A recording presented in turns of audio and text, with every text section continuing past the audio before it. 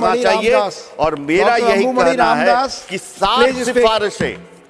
Please speak. Your speech will go on record. उपसभापति महोदय, Nothing is going on record. No, please. Dr. Thank you, Ramodasana. Deputy Chairman, sir. On behalf of my party, Patali Makkal Katchi PMK, I rise to support this bill. Sir, in India, till about 100 years ago, women weren't allowed to go out of the houses. Till about 75 years ago, women weren't allowed to vote. Till about 50 years ago, women weren't allowed to go to colleges.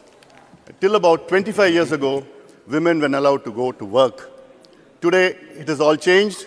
Women are being empowered, but at a very, very slow pace and in very few numbers. Sir, down 25 years, I like to see a situation in India where women are so empowered that men will try to bring in a similar bill in Parliament for themselves in this August House. Sir, after the 73rd and the 74th constitutional amendment, brought in 1992 and 93, we had the first local body elections in 96. During that elections, many of the party cadres had made their wives, their daughters, and their mothers as panchayat presidents or samiti presidents or district zilla parishads, thinking that they could control them through proxy. But then I saw after 2 years, the women acted independently. By the end of their tenure, they did wonderfully well in their positions they held, and some of them got re-elected again and went on to become MLAs and MPs and ministers. So if you give women an opportunity, they definitely will excel in whatever they are doing. So I have two requests to the government.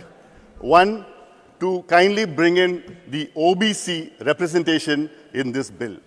Either today or at least during the winter session, bring in an amendment so that OBC women are equally represented, because they comprise 60% of Indians' population, and without the empowerment of OBC women, India can't develop.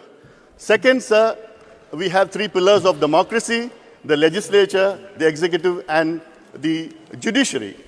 We have fulfilled the demand of the legislature because we have a reservation for women in the local bodies, and today we're bringing in for MLAs and MPs.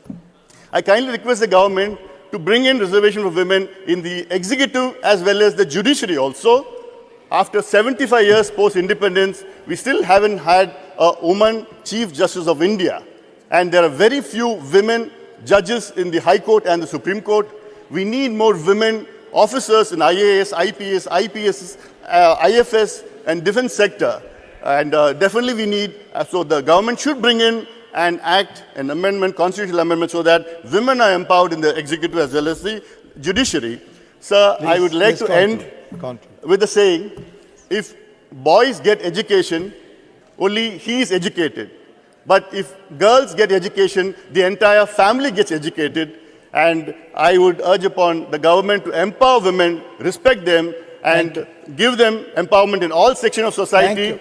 And that is when India will become a developed country. Thank you very much. With these words, I support the 128th Constitutional Amendment Bill 2023. Thank you, sir. Thanks for confining yourself to time, please.